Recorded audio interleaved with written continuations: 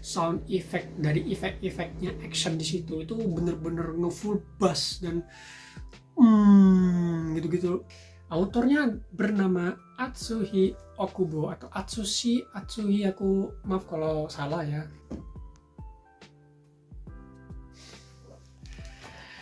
Halo semua, kenalin Kanojoshi di video catatan Wibu. Video yang berisi tentang opini pribadiku tentang anime dengan reviewnya dari apapun itu tanpa membocorkan plot atau spoiler. Mungkin ngebahas atau review Fire Force, jadi aku akan sedikit menambahkan background dari anime yang akan aku bahas. Mulai dulu dari ini dia, catatan Wibu episode 21, Fire Force.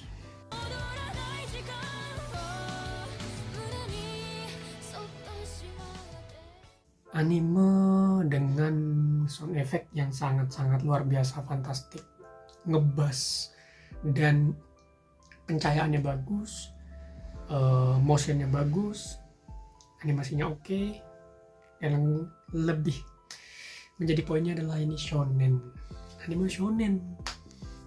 Kita mulai dari gambaran kasar. Dari judulnya Fire Force itu udah tahu kan, pemadam kebakaran yang biasa kita ketahui itu ya tugasnya memadamkan api, menyelamatkan orang, membantu masyarakat dan teman-temannya ya. Tapi di anime ini tuh sudut pandangnya tuh lebih difokuskan kepada sesuatu yang berbeda gitu. Awalnya aku berekspektasi rendah karena apaan nih Fire Force gitu kan. Kukira cuma sekedar anime shonen biasa yang memadamkan api, tapi ternyata memiliki world building yang gak kusangka-sangka itu cukup luas, kompleks, dan juga patut untuk dijelajahi ya, karena memang dibuat sedemikian rupa sama autornya. Dan di sini berfokus bukan kepada pemadam kebakaran yang biasanya kita lihat di televisi atau di dunia nyata lah ya. Ini pemadam kebakaran khusus anime. Sinopsisnya dulu ya. Ini bercerita di mana fenomena kebakaran menjadi hal yang biasa karena bencana besar bumi hangus, terbakar, dan melahirkan banyak anomali atau kayak sesuatu kejanggalan yang tidak bisa dijelaskan. Bumi itu pernah terkena kejadian bencana besar ya, Daisaigai kalau nggak salah bahasa Jepangnya. Kasus di mana orang-orang terbakar secara misterius atau kita menyebutnya homurabito atau orang api lah ya, manusia terbakar itu. Dan di situ ada pasukan pemadam khusus yang mengatasi masalah kebakaran yang aneh itu atau mengatasi anomali-anomali yang ada di kota itu. Berkisah di Kekaisaran Tokyo adalah tempat terakhir katanya di situ, di daerah situ tempat terakhir manusia itu ada karena sisanya itu udah hangus buminya. Ceritanya tuh dimulai juga dari seorang pemuda bernama Shinra Kusakabe yang baru lulus dari akademi militer dan masuk menjadi pasukan khusus. Anak baru join, waktunya berpetualang melawan homurabito. Kita masuk ke autornya. Autornya bernama Atsushi Okubo atau Atsushi, aku maaf kalau salah ya. Banyak sumber yang ngatain itu Atsushi atau Atsuhi, aku kurang tahu. Jadi ya aku nyebutnya Okubo aja. Lahir pada tanggal 20 September 1979, seorang mangaka yang dikenal karena dua karya besarnya dia, yaitu Soul Eater dan juga Fire Force atau NN no Shogotai. Pernah menjadi asistennya Rando Ayamine dalam series Get Backers. Di usia dia yang 20 tahun, Okubo itu lulus dari sekolah khusus manga. Jadi ada sekolah khusus bikin manga gitu ya, mungkin ya. Memang Jepang ada sekolah khusus gitu. Dan bertemu Rando Ayamine itu setelah dia lulus lalu menjadi asistennya Rando itu yang tadi Get Backers selama 2 tahun. Lalu dia juga pernah memenangkan kompetisinya Square Enix dengan komik pertamanya yang berjudul Biichi dengan jumlah 4 volume. Setelah itu dia membuat Soul Eater yang mana membuatnya sukses secara pasar luar gitu, sampai ke dunia worldwide bahkan ya. So ternyata di tahun 2015 dia memulai mengerjakan Fire Force yang akan kita bahas ya, dan dipublish di Weekly Shonen Magazine.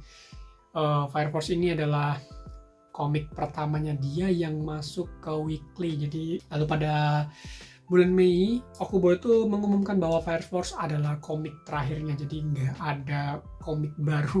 Kalau ada komik baru terus dengan Okubo gitu, Atsushi Okubo itu ya sedikit aneh ya, antara fake atau memang dia melanggar omongannya sendiri.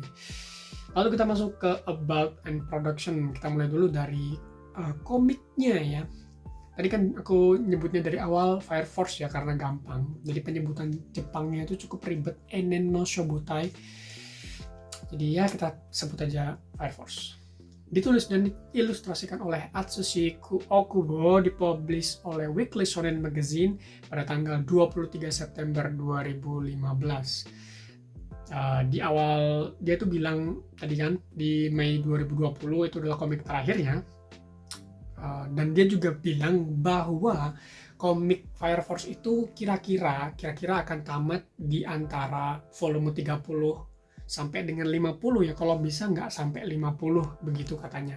Itu bukan rencana yang pasti juga, jadi keputusannya bisa aja berubah. Nah, kalian nanggepinnya gimana terserah ya. Lalu pada bulan April 2022 lalu itu sebenarnya sudah muncul 34 volume Fire Force. Kan tadi bilangnya ingin menamatkan komik Fire Force itu di volume 30-an, tapi ternyata masih sampai 34 ya. Dan ya mungkin dia masih bisa enjoy karena ceritanya belum selesai, masih banyak yang perlu dibahas mungkin bisa jadi. Atau yang udah baca komiknya gimana bisa kasih tahu, tapi jangan spoiler ya.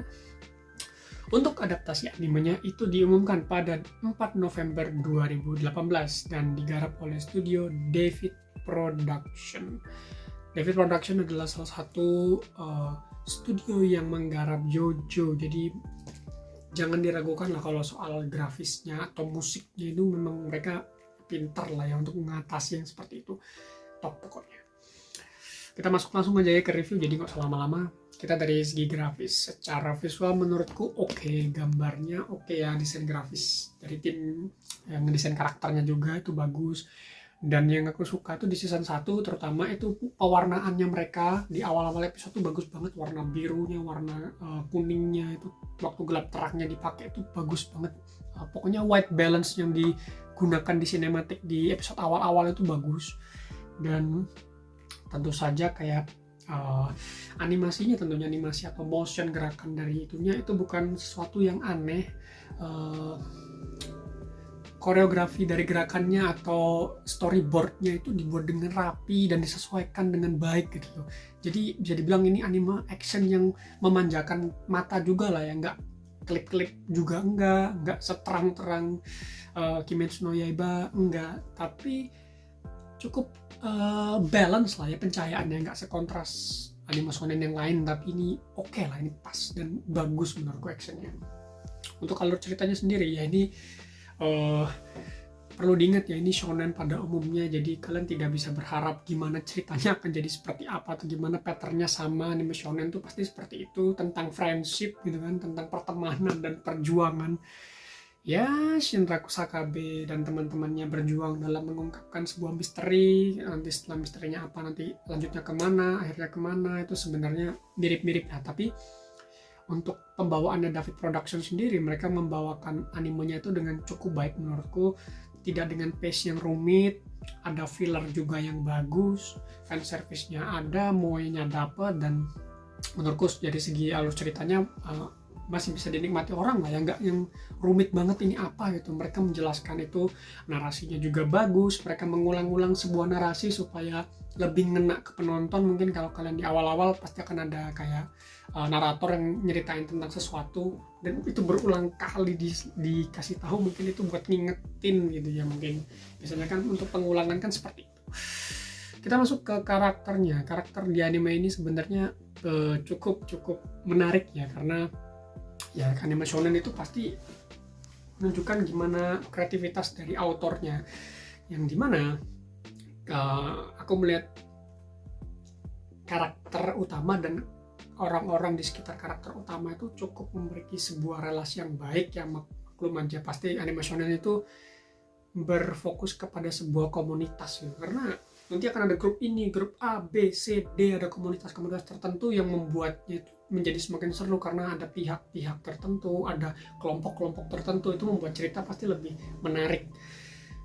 Dan yang aku mau highlight adalah orang-orang yang ada di sekitarnya karakter utama mendapatkan pengembangan karakter yang menurutku juga ada cukup signifikan. Eventnya mereka juga dapat dengan baik. Shinra Kusakabe, Arthur Boyle, menurutku meskipun Arthur Boyle itu kayak meme di situ, tapi aku suka karakter Arthur Boyle. Dia kayak jokes dengan jokesnya itu dapat gitu, leluconnya dengan Shinra itu bagus, sinergi dari interaksi mereka tuh cukup bagus gitu loh.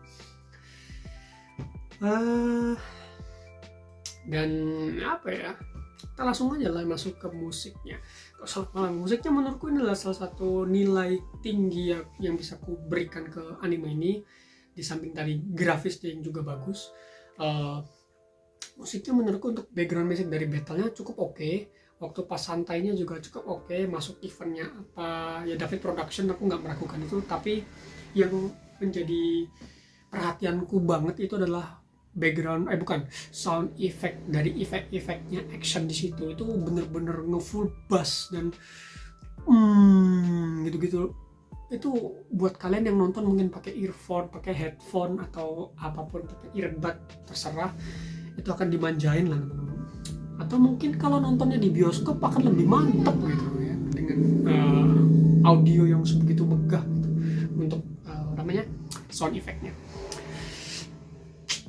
Untuk lagu openingnya itu pertama ada Inferno, opening kedua di season 1 itu ada Mayday, untuk endingnya itu ada 2 juga. Untuk season 1 ending pertamanya ada Veil, terus ada Nonai.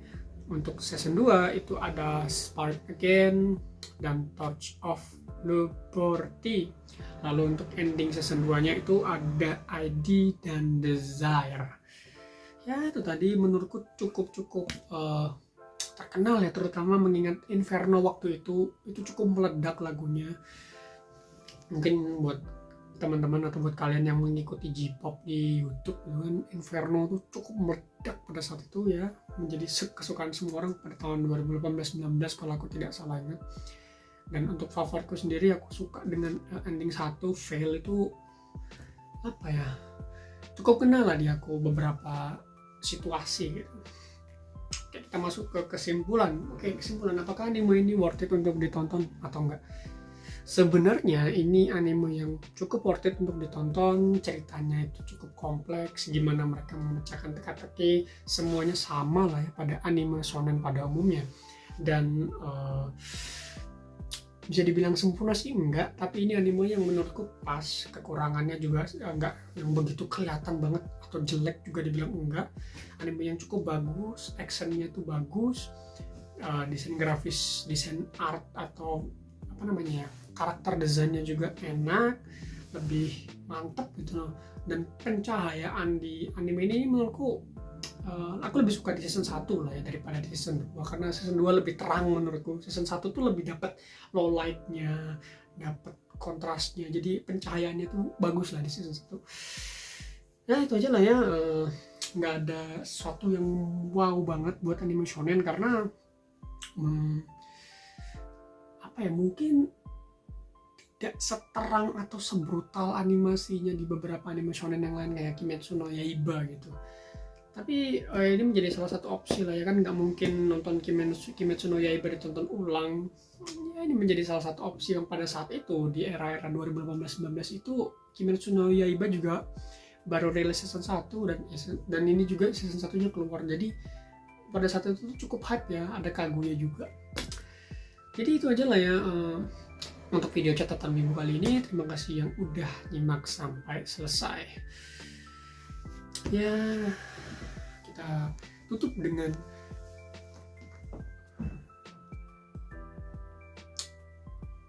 Hono wa tamashi no ibuki, kokuen wa tamashi no kaiho, hai wa hai toshite sono tamashi o Eien no Hono ni Kise Latama. Udah dia paling